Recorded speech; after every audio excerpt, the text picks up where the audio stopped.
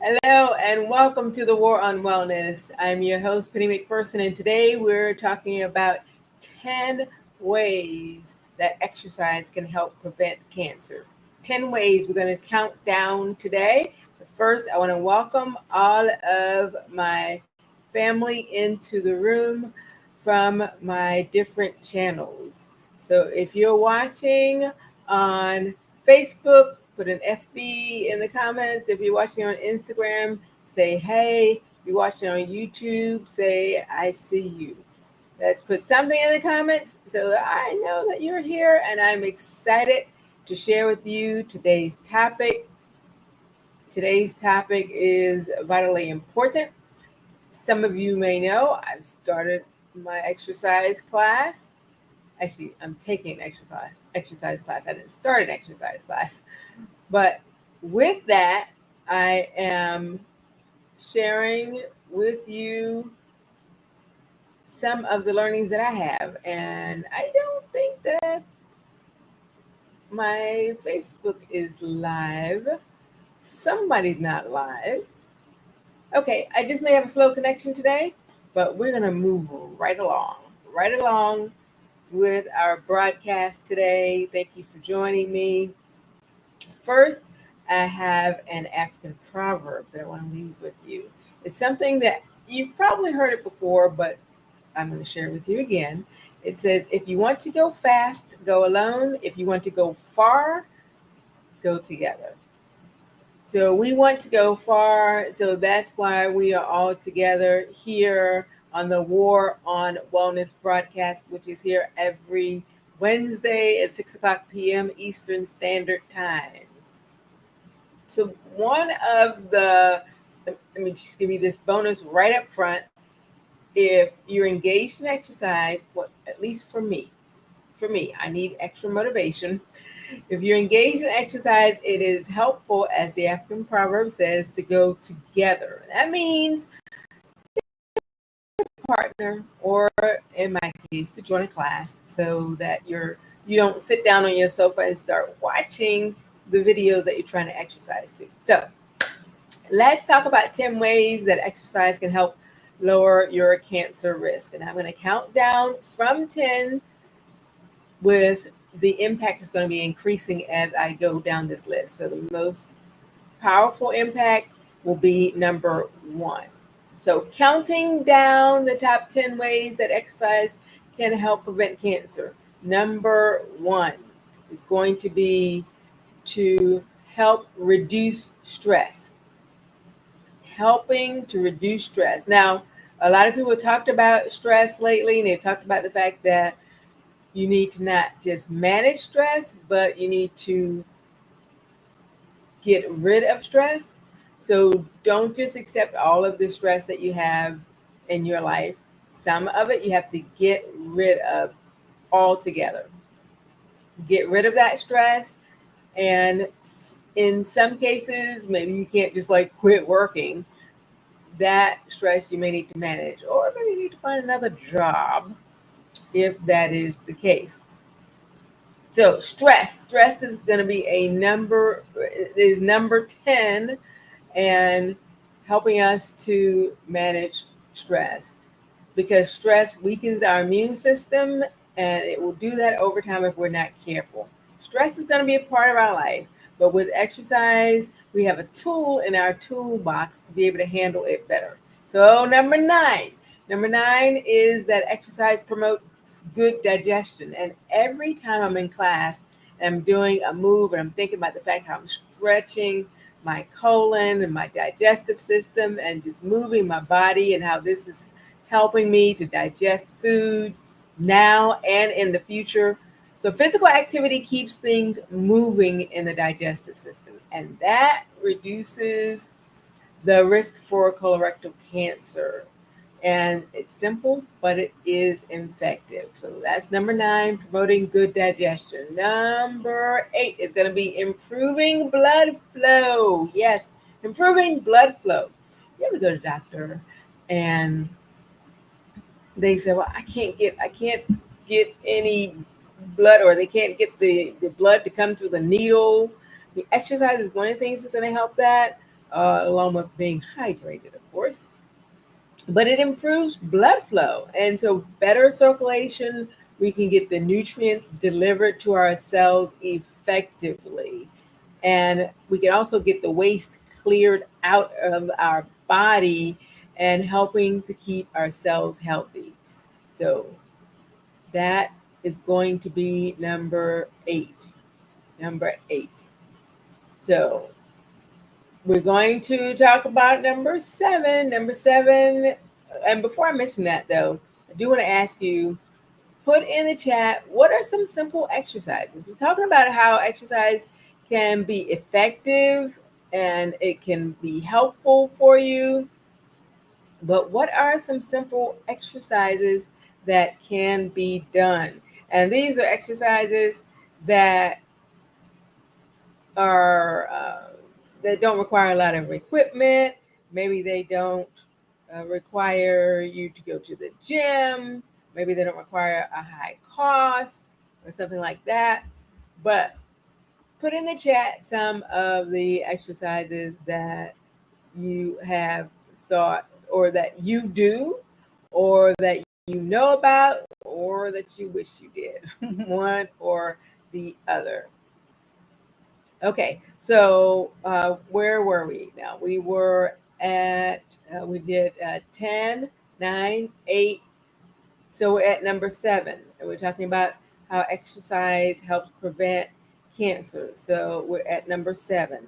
Number 7, it helps to protect the cells, protecting the cells. So exercise is going to help boost the antioxidants in our body, and that's going to protect the cells from damage. And damaged cells, free radicals, can lead to cancer.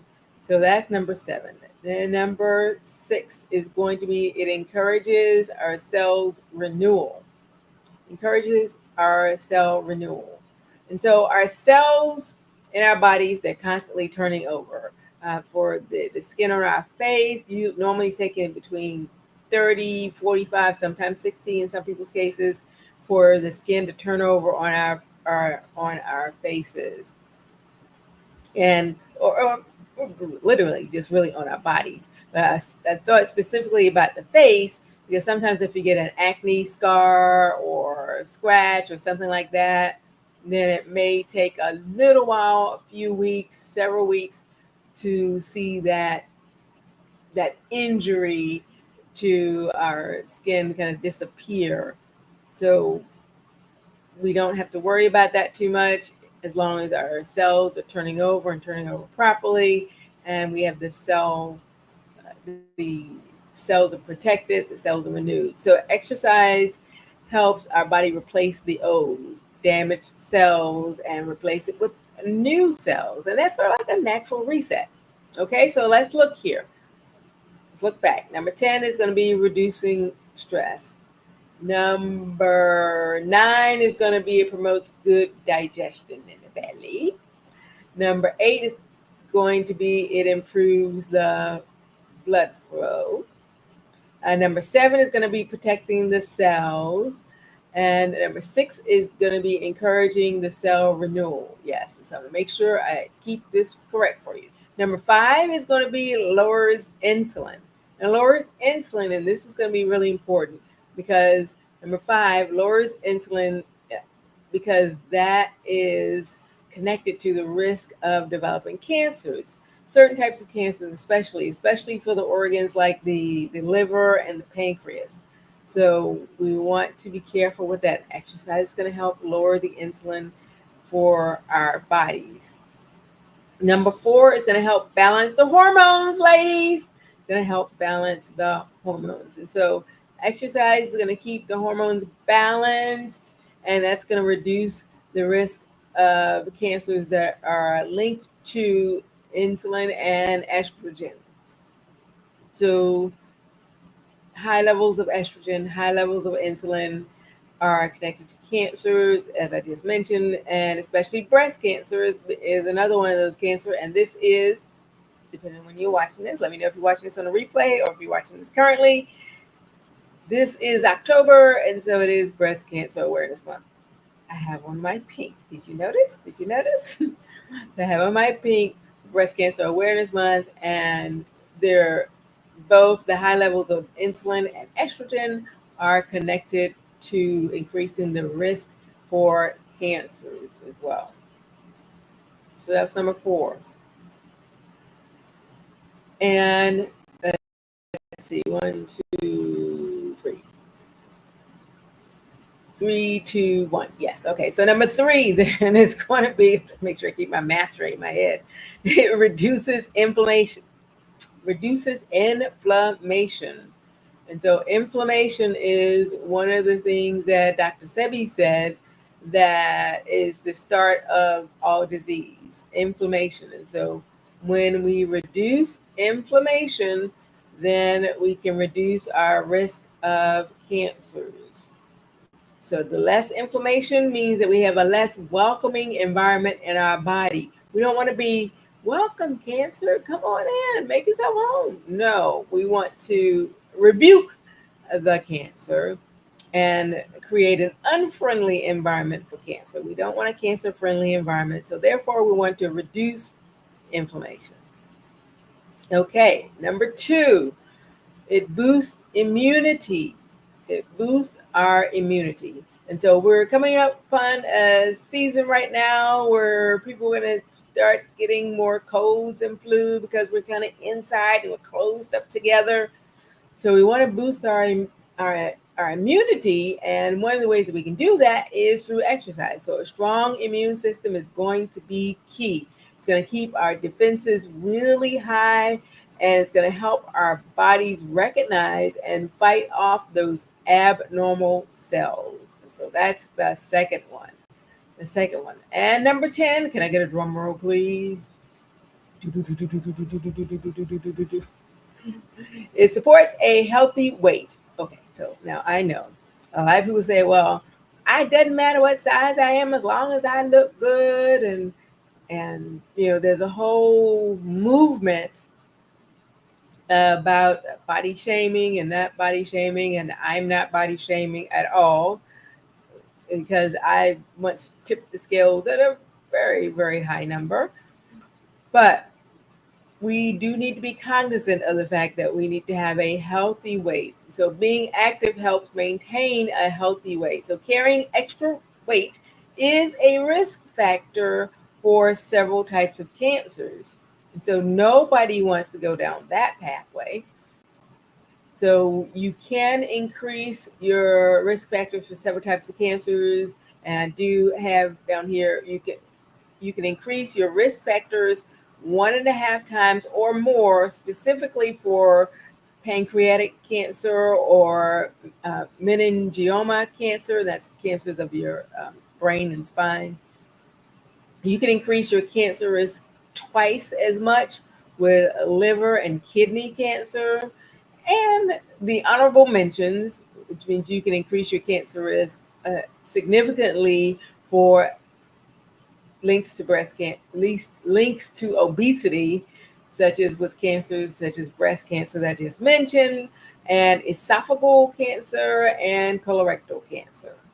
So we want to be mindful of all of those risk factors and all of those cancers that we do not want our family members to get, that we do not want our children to have to be worrying about when they get older or when they're younger, because there are a lot of children now that are affected by the chronic diseases, which include cancer, high blood pressure, type 2 diabetes, and obesity.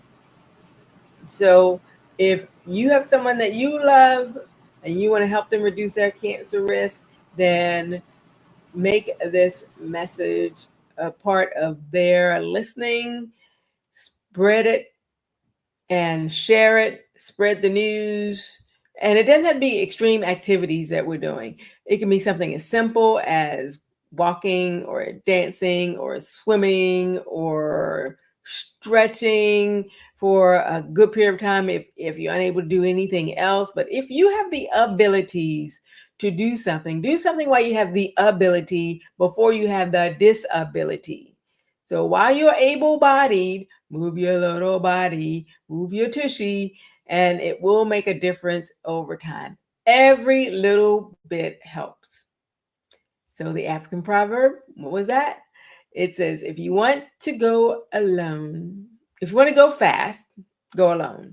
If you want to go far, go together. So we at Plant-Based Penny Life are here to help you move from your problems to progress with plant-based and natural solutions. So thank you for joining me today. If this information resonates with you, keep spreading the news that health is wealth and there is wisdom in being well. So if there's anything else I can do for you, I am available for one-on-one consultations and speaking engagements. And also, you can reach me either through my website or you can email me directly at life@plantbasedpennylife.com. Oh, what's my website, you ask? It is plantbasedpennylife.com. Follow me on Instagram at Plant-Based Penny Life, YouTube, Plant-Based Penny, and Facebook, Plant-Based Penny Life. I'm everywhere under the same or similar name, and I look forward to speaking with you and helping you move from your problem to your progress. And I will leave you with this video.